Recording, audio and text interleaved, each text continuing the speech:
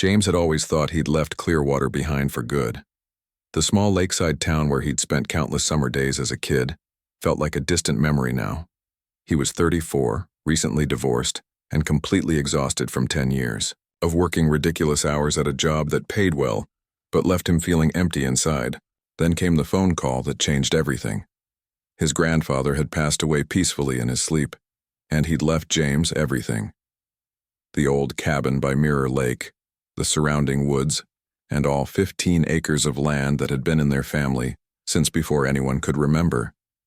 James felt the grief hit him hard, but mixed with something else he couldn't quite name. Maybe it was relief. Maybe it was curiosity about what came next. The drive to Clearwater took 4 hours, and with every mile, James felt himself traveling backward in time. He remembered fishing off the old dock with his grandfather, the smell of pine trees mixed with lake water, the sound of loons calling across the water at dawn. Those had been simple, peaceful days. But when he finally pulled up to the property, James realized nothing was simple anymore. The lake had completely transformed. Where there used to be a handful of modest cabins and wild shoreline, now there were massive homes everywhere. We're talking about houses that looked like they belonged in magazines, with perfectly manicured lawns rolling right down to the water's edge. Private docks stretched out into the lake like fingers, with expensive boats bobbing beside them. It looked more like a resort for millionaires than the quiet family spot he remembered. James parked his beat-up sedan next to his grandfather's weathered cabin and felt distinctly out of place. The cabin looked exactly the same, a little more tired maybe, surrounded by all this new wealth like a stubborn old tree that refused to make way for a shopping mall. He was still unpacking when a black luxury SUV pulled up his driveway. Out stepped a man in his 50s wearing clothes that probably cost more than James's monthly rent back in the city. Everything about him screamed money and confidence. "You must be the grandson," the man said, not bothering with a handshake. "Richard Thornton.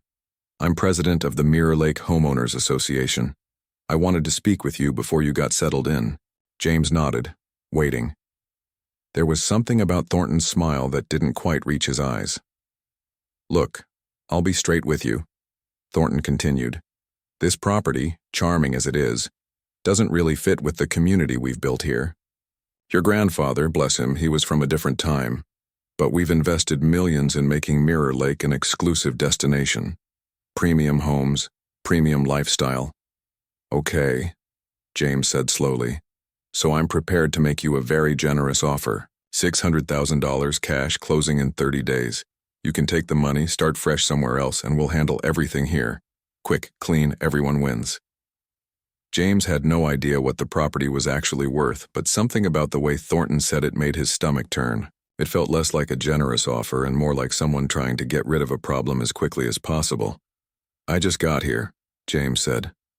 "I haven't even had time to think about what I want to do." Thornton's smile tightened just a fraction. Of course, take a day or two, but James, be realistic. You don't belong here. This isn't your world anymore. Do the right thing and let's make this easy for everyone." After Thornton left, James sat on the old porch and tried to process what just happened. The guy hadn't even pretended to offer condolences about his grandfather. It was all business, all about getting James to leave as fast as possible. Over the next few days, James started going through his grandfather's things.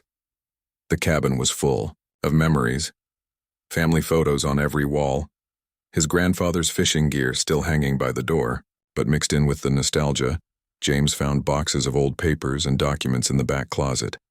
There were property deeds going back to the 1920s, survey maps, legal papers his grandfather had carefully preserved in plastic sleeves. James had never been great with legal stuff, but as he read through everything, something caught his attention. The documents kept mentioning lake bed rights and mineral ownership and water access privileges. He found his grandfather's journals too, page after page written in that careful handwriting, documenting everything about the lake over the decades. His grandfather had recorded water levels, fish populations, which birds nested where, everything. But there were other entries too, notes about meetings with lawyers, about people trying to buy the land, about being pressured and pushed, and threatened by new people who wanted to turn the lake into something private. The most recent entries mentioned Thornton specifically. His grandfather had written about the homeowners association trying to force him out, using town regulations and legal threats, trying to make life difficult enough that he'd just give up and sell. But the old man had held firm. Then James found it. A letter from a lawyer dated just 6 months ago, explaining in clear terms what the old property deeds actually meant. His family didn't just own the land around the lake. They owned the lake itself. The actual water, the lake bed beneath it, everything. It had been that way since his great-grandfather bought the whole thing nearly a century ago for almost nothing. All those expensive homes, those private docks, those exclusive beach areas, they were all built on property that belonged to James now. Every single boat in the water was technically trespassing on his lake. James read the letter 3 times, his hands shaking slightly.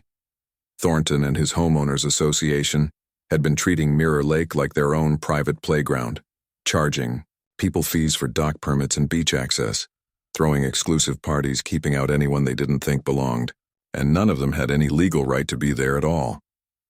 James looked out at the lake through the cabin window, watching the sunset paint the water orange and gold, just like it had when he was a kid. Suddenly, Thornton's aggressive offer made perfect sense. The guy wasn't being generous. He was trying to buy his way out of a massive problem before James figured out what he actually owned. For the first time since arriving in Clearwater, James smiled. Maybe he wouldn't be leaving so quickly after all. James spent the next week doing something he'd never been good at before. He read every single document, every journal entry, every piece of paper his grandfather had saved. And the more he read, the angrier he got. His grandfather had been a quiet man, the kind who preferred action over words. But in these journals, James saw a different side of him. The old man had documented everything with the patience of someone who knew he was preserving the truth for later. He wrote about how the lake used to be open to everyone in town. How families would come down on summer evenings to swim and fish. How it belonged to the whole community in spirit. Even if his family owned it on paper, then about 10 years ago things started changing. Wealthy people from the city discovered Clearwater. They bought up old properties, tore down the simple cabins, and built these enormous houses. That's when Thornton showed up. He formed the homeowners association and started making rules. No fishing from certain areas, no public access to the beaches, fees for everything. Slowly, the working families who'd used the lake for generations found themselves pushed out. James's grandfather had let it happen at first, probably thinking people would figure out how to share. But Thornton got bolder. He tried to buy the property multiple times, each offer more aggressive than the last. When the old man refused to sell, the association started causing problems. They filed noise complaints about nothing. They claimed his dock violated some regulation they just invented. They even tried to get the town to condemn parts of his property, calling it an eyesore that hurt their property values. The last journal entry was dated just a week before his grandfather died. It said simply, "They think they can wait me out. They think I'm too old to fight. They don't know James will understand why this matters."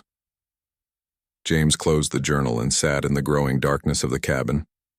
His grandfather had held the line alone for years, and now he was gone.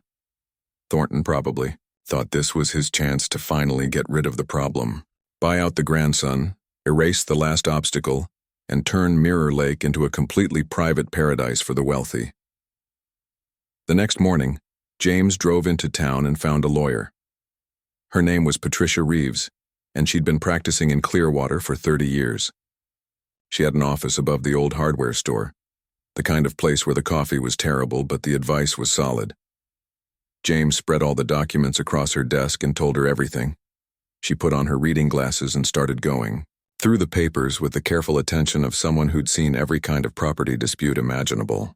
After 2 hours, she looked up at him and smiled. "Your grandfather was right," she said. "You own the lake, not just the land around it. The actual lake bed, the water rights, everything. These deeds are ironclad. Been that way since 1923. So, all those docks, all those boats, everything Thornton's association has been doing," James said. Trespassing. All of it. Patricia leaned back in her chair. They've been operating under the assumption that the lake is public property, but it never was. Your family just never enforced their rights, until now. What happens if I do enforce them? You have every legal right to post the property, remove the trespassing structures, and deny access to anyone you choose. You own it. James felt something shift inside him. Part of him wanted to just take Thornton's money and run, get back to his simple life in the city. But another part, a louder part, remembered his grandfather sitting on that dock teaching him how to cast a fishing line, talking about how the lake had to be protected, how it was a gift that needed to be shared with respect. What if I want to negotiate? James asked. What if I offer them reasonable access, but with rules? Environmental protection, community access, fair use? Patricia nodded. You could do that. You could be generous. But James, you should know something. People like Thornton don't usually respond well to generosity. They see it as weakness. I have to try, James said. My grandfather would have wanted that. Patricia drafted a formal letter requesting a meeting with the Homeowners Association. It was polite but clear. James owned the lake. He wanted to discuss mutual access agreements that would benefit everyone. He was willing to work with them if they were willing to work with him. Thornton's response came back in 48 hours. James opened the email on his phone while sitting on the porch. It was short and dismissive. The Homeowners Association has established rights to Mirror Lake through years of open and obvious use. Your claims are baseless and appear to be an attempt at extortion. We have no interest in negotiating with opportunists. Any attempt to interfere with our lawful use of community property will be met with appropriate legal action. James read it twice, feeling his jaw tighten. Thornton wasn't just refusing to talk. He was calling James a liar and a criminal, and he was threatening to sue him for trying to protect his own property. That evening, the Homeowners Association held their monthly meeting at the community center by the lake. James wasn't invited, but he went anyway. He sat in the back row of about 50 people, most of them dressed in expensive casual clothes that probably cost more than his car. Thornton stood at the front, confident as ever. He brought up the situation with the Chen property, that's what he called it, a situation. He told everyone not to worry. He said James was clearly trying to shake them down for money, that his claims were ridiculous, and that the association's lawyers would handle everything. We've built something special here, Thornton said, his voice carrying across the room. We've created an exclusive community where property values are protected, where standards are maintained. We're not going to let some outsider with a piece of paper disrupt what we've built. This is our lake and we'll defend it. The room erupted in applause. People actually stood up and clapped. James sat there, invisible in the back, and realized Patricia had been right. They weren't going to negotiate. They didn't see him as a person with legitimate rights. They saw him as an obstacle to be removed, just like they'd seen his grandfather. He walked back to his cabin that night under a sky full of stars, the same stars his grandfather had pointed out to him years ago. The lake was perfectly still, reflecting the moonlight like glass. It was beautiful and peaceful, and people were fighting over it like it was just another thing to own and control. James made his decision right there. If Thornton wanted a fight, he'd get one. But James wasn't fighting for money or pride. He was fighting for what his grandfather had believed in. The lake belonged to everyone, and it was time to prove it. Tomorrow he'd start making calls. He'd post the property. He'd document every violation. And he'd show Thornton and his association that sometimes the person you try to push out is the one person you should have worked with instead. The real battle was about to begin. James started early the next morning. He hired a surveyor to mark the exact boundaries of his property, which included the entire shoreline and extended well into the water. Then he ordered signs, big official-looking ones that said private property and no trespassing in letters you couldn't miss. By noon, those signs were up all around the lake. Every dock, every beach access point, every place where the homeowners had gotten comfortable treating public what was actually private. James took photos of everything, documenting each violation. Boats tied to docks on his property, swimming platforms anchored in his lake bed, beach chairs on his shoreline. His phone started ringing within an hour. He didn't answer. He knew what was coming. That afternoon, Thornton showed up at his cabin again. This time he wasn't alone. He brought 2 other association members and they looked mad. Not politely annoyed, genuinely angry. "What the hell do you think you're doing?" Thornton's voice had lost all its smooth businessman quality. "You can't just post signs on community property." "It's not community property," James said calmly. "It's my property. I have the deeds, I have the surveys, and I have a lawyer who confirms everything. You've been trespassing for years." "This is extortion," one of the other men said, his face red. "You're trying to force us to pay you off." "I tried to negotiate," James replied. "You called me an opportunist and threatened to sue me. So now I'm exercising my legal rights. Remove your structures from my property or I'll have them removed." Thornton stepped closer, trying to use his height to intimidate. "You have no idea who you're messing with. I have connections in this town. Lawyers, judges, the town council. You're some nobody from the city who inherited a shack. You think you can win this fight?" James stood his ground. "I guess we'll find out." After they left, things escalated fast. By evening, James's story was all over local social media, but it wasn't his version being told. Thornton had gotten there first, spinning everything to make James look like a greedy outsider, trying to steal the lake from hard-working families who'd invested their life savings in their dream homes. The posts were everywhere. People James had never met were calling him names, saying he was destroying the community, claiming he was trying to extort millions from innocent homeowners. Someone started an online petition demanding that the town force him to sell. Within 24 hours, it had over 1,000 signatures. The local news picked it up next. A reporter came to his cabin, and James tried to explain his side, but when the story aired that night, they'd edited it to make him look unreasonable. They showed the beautiful lakefront homes, the families who'd built lives there, and then they showed James, the guy trying to take it all away. Anonymous letters started appearing in his mailbox. Most were angry, telling him to leave town. A few offered him money, trying to buy him off quietly. One was genuinely threatening, suggesting he might have an accident if he didn't back down. That one he gave to the police, though he doubted they'd do much about it. But then something unexpected happened.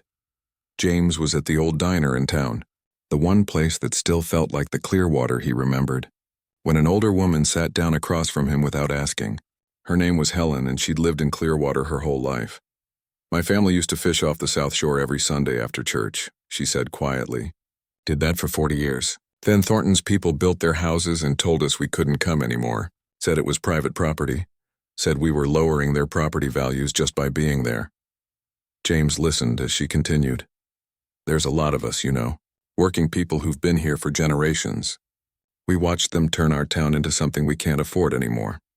They pushed us out of our own lake, our own beaches, and nobody stood up to them because they have money and lawyers." Over the next few days, more people like Helen reached out. A retired teacher who couldn't take his grandkids fishing anymore. A young couple who'd been fined by the Association for Kayaking in Restricted Areas. A man whose family had run a small boat rental business, until Thornton's group shut them down for not meeting their standards. James started really digging into what the Homeowners Association had been doing. With Patricia's help, he requested public records. What he found was worse than he'd imagined. The association had been charging fees for dock permits and beach access passes, collecting hundreds of thousands of dollars over the years. But here's the thing. They were charging fees for access to property they didn't own. They'd essentially been running a scam, selling permission to use James's lake and pocketing the money. Patricia found more. Environmental violations everywhere. The association had dumped construction waste into the lake. They'd removed wetland plants that were protected by state law. They'd allowed septic systems that leaked directly into the water. All of this was documented in reports they'd hidden from public view. The lake water quality had gotten worse every year under their management. Fish populations were down. Native birds had stopped nesting there. Everything James's grandfather had carefully protected for decades, they'd damaged in less than 10 years. James took all of this to the local newspaper. Not the TV station that had made him look bad, but the old weekly paper that still did actual journalism. The editor was a guy named Bill who'd been reporting on Clearwater for 30 years. He looked through everything James brought him and his eyes got wider with each page. "This is big," Bill said finally. "This is really big. They've been lying to everyone, including their own members." The article came out on Wednesday. It was thorough, detailed, and it didn't hold back. Bill published the documents showing James's ownership, the records of illegal fees, the environmental violations, all of it. He interviewed the working-class families who'd been pushed out. He showed what Mirror Lake used to be versus what it had become. The story spread beyond Clearwater. Regional papers picked it up. A popular environmental blog wrote about it. Suddenly, James wasn't the bad guy anymore. Thornton was. The Homeowners Association held an emergency meeting. James heard about it from Helen, who had a friend who cleaned houses for one of the members.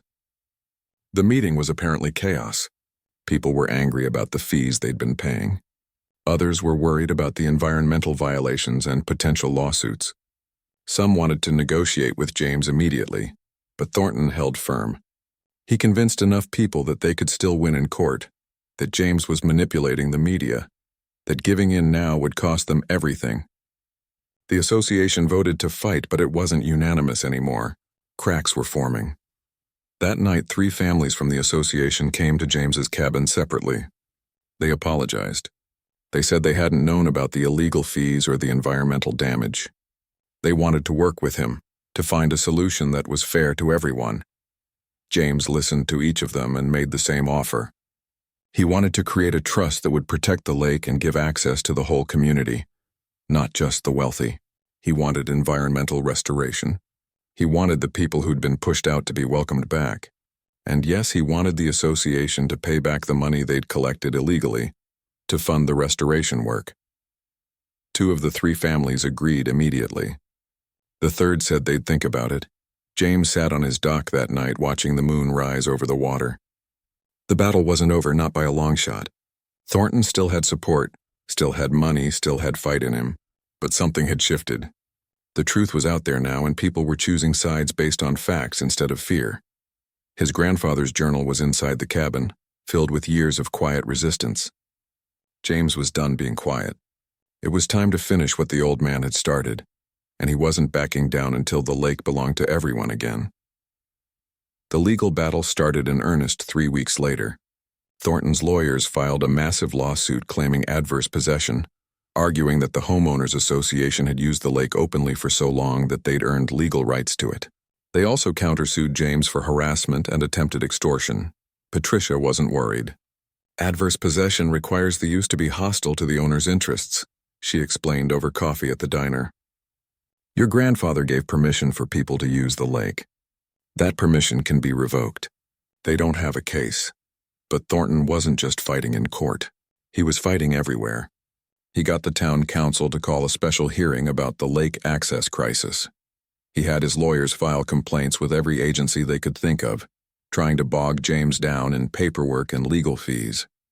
He even tried to get James's property rezoned, claiming the cabin violated new building codes he'd somehow convinced the council to pass just last month. James was burning through his savings fast. Legal fees were piling up. He'd quit his job in the city to stay in Clearwater and fight this, which meant no income. Some days he wondered if he should have just taken Thornton's original offer and walked away. Then the state environmental agency showed up. 2 investigators spent a week documenting everything around the lake. They tested the water quality. They photographed the illegal construction.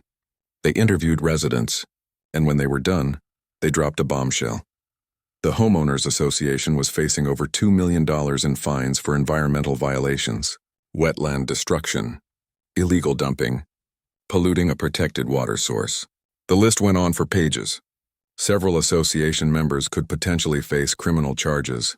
Thornton tried to spin it, claiming the violations were minor technical issues, but nobody was buying it anymore. The local news that had originally painted James as the bad guy did a complete turnaround.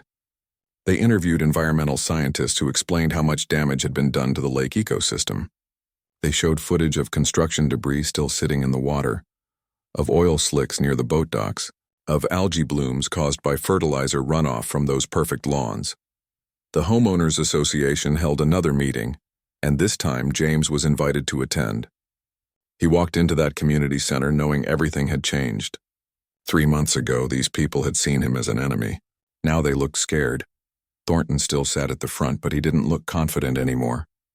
He looked tired. Several of the association board members had already resigned. Others were openly questioning his leadership. We need to talk about a settlement, one of the homeowners said before Thornton could even start the meeting. This has gone too far. We're facing millions in fines. Our property values are dropping because of all the negative press. We need to end this. Thornton tried to regain control. If we give in now, we're admitting we were wrong. We'll lose everything. We're losing everything anyway, another person shouted. My lawyer says I could be personally liable for some of these environmental fines.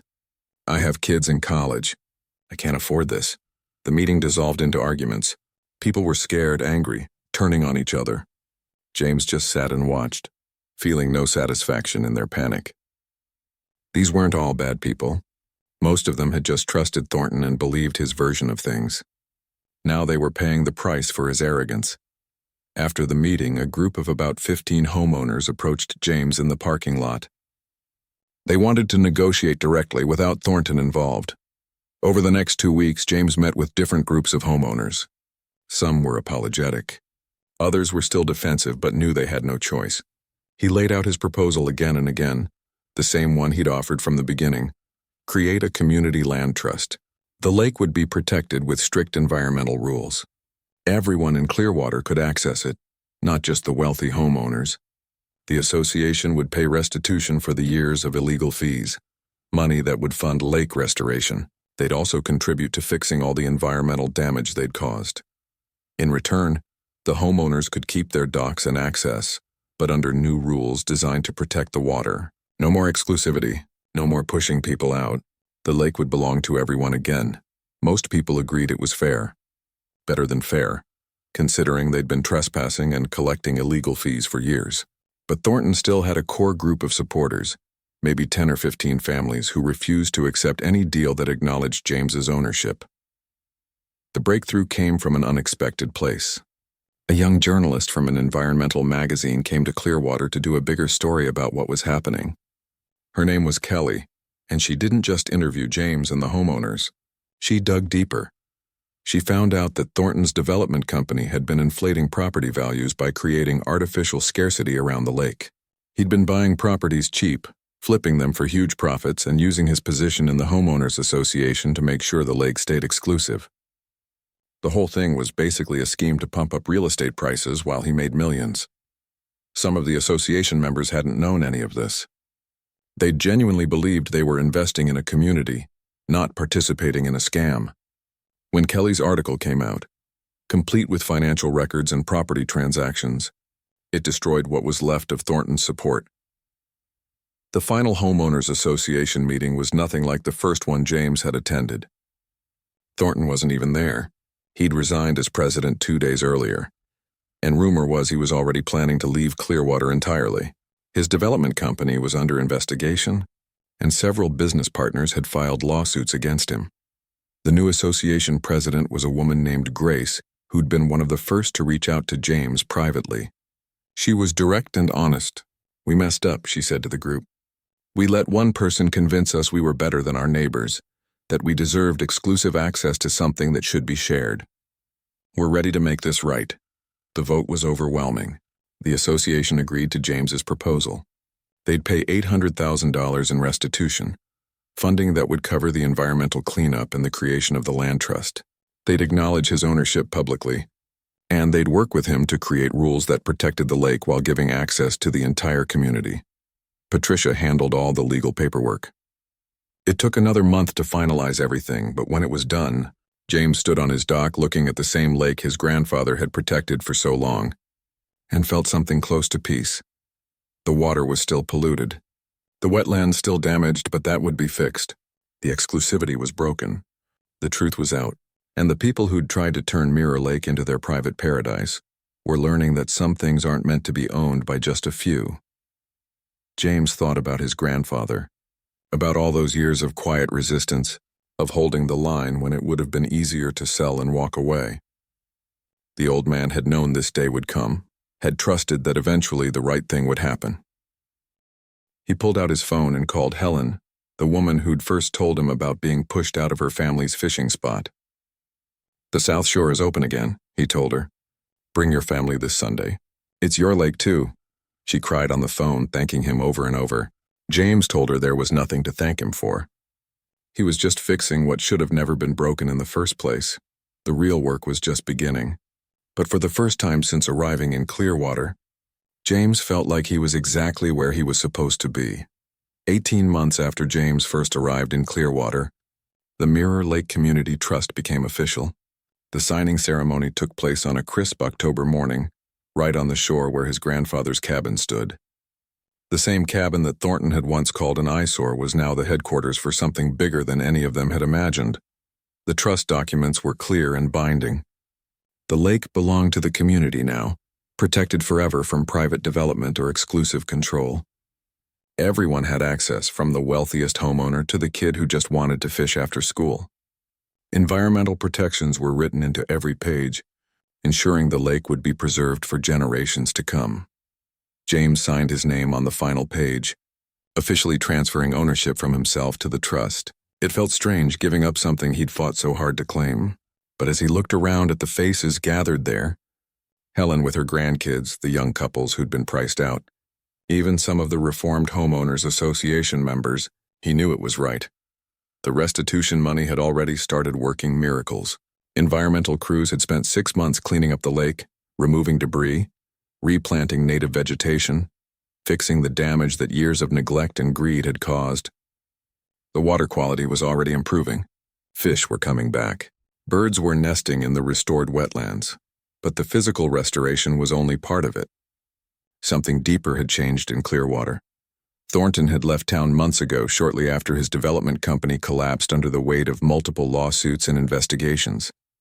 Last James heard, he was facing fraud charges in another state for similar schemes. Several of his closest allies in the association had sold their properties and moved on, unable to face the community they'd tried to exclude. But most of the homeowners stayed, and something interesting happened. Without Thornton's influence, without the artificial pressure to maintain exclusivity, people started acting like neighbors again. Grace, the new association president, had become one of James's closest allies. She'd organized volunteer days where homeowners worked alongside working-class families to clear trails and maintain public access points. The association still existed, but now it focused on actual community building instead of keeping people out. James made another decision that surprised everyone. He stayed in Clearwater. He turned down 2 job offers back in the city, good positions that would have paid well. Instead, he became the first director of the Mirror Lake Community Trust, a job that paid modestly, but felt more important than anything he'd done in his corporate career. His days were spent managing the lake's restoration, organizing community events, and making sure the trust lived up to its promise. He worked with schools to create environmental education programs. He helped local families start a small boat rental business, the kind that had been shut down years ago. He made sure every decision put the lake and the community first. The change in the town was visible to anyone paying attention. Property values had actually stabilized after an initial dip, because people wanted to live in a real community, not a gated paradise. Small businesses were coming back downtown.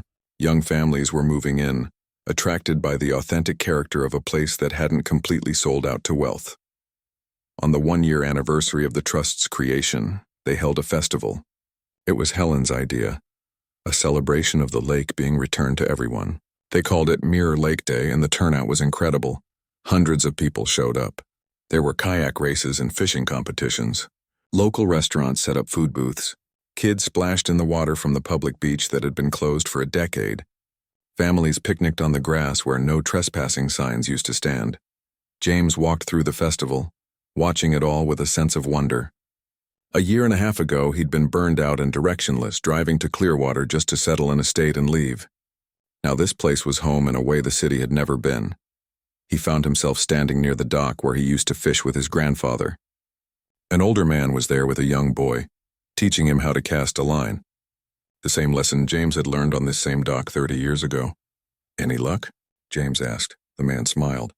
"Not yet, but we've only been here an hour. Beautiful spot, isn't it? I heard this lake was almost turned into some private club for rich folks. Glad that didn't happen." "Yeah," James said quietly. "Me too." As the sun set over Mirror Lake, painting the water in shades of orange and gold, they gathered everyone for a moment of silence. James had suggested they honor his grandfather, but Helen insisted they honor everyone who'd fought to keep places like this accessible and real. Standing there with the whole community, James felt his grandfather's presence. The old man had held the line alone for so long, believing that eventually people would remember what mattered. That lakes and forests and beautiful places weren't meant to be locked away behind gates and members-only signs. They were meant to be shared, protected, and passed down. After the festival ended and the crowds went home, James sat on his porch as stars filled the sky. His phone buzzed with a message from Patricia. She'd heard about another situation in a town 2 hours away, where a developer was trying to privatize a public river access. They wanted to know if James would consult, share what he'd learned. He smiled and typed back that he'd be happy to help. The cabin was quiet around him. Inside, his grandfather's journals sat on the shelf, no longer records of a losing battle, but proof that standing firm for what's right eventually pays off. The fishing gear still hung by the door, waiting for the next generation to use it. James had learned something important over these months. Ownership wasn't really about control or exclusion. Real ownership, the kind that mattered, was about stewardship. It was about protecting something precious and making sure everyone could experience it. His grandfather had understood that. Now James did too. The lake stretched out before him in the darkness, its surface reflecting the moon and stars. It looked exactly the same as it had when he was a kid, before the mansions and the complications. And now, because he'd been willing to fight, because he'd refused to be pushed out, it would stay that way. They'd tried to push him out, thinking he was just another obstacle to remove. They didn't know he owned the very thing they'd gathered around. But more than that, they didn't know he understood something they'd forgotten. The best things in life aren't meant to be owned by one person or one group. They're meant to be shared. James closed his eyes and listened to the gentle sound of water lapping against the shore. Somewhere out there, families were planning their next visit to the lake. Kids were excited about swimming. Fishermen were hoping for a good catch, and none of them had to ask permission or pay fees or worry about being good enough to belong. The lake was free again, and so was he. In the end, winning hadn't been about defeating Thornton or proving he had the better lawyers. It had been about remembering what his grandfather had always known. Some places are too important to be owned. They need guardians, not gatekeepers. Protectors, not profiteers. James opened his eyes and looked at the cabin that Thornton had once wanted to tear down. It stood solid and weathered, surrounded by memories and purpose. He'd come to Clearwater planning to leave as quickly as possible. Now he couldn't imagine being anywhere else. The lake had given him more than he'd given it. A home, a purpose, a community, and a chance to honor the man who'd raised him to understand that some fights are worth having, even when they seem impossible to win. Mirror Lake belonged to everyone now, and that's exactly how it should be.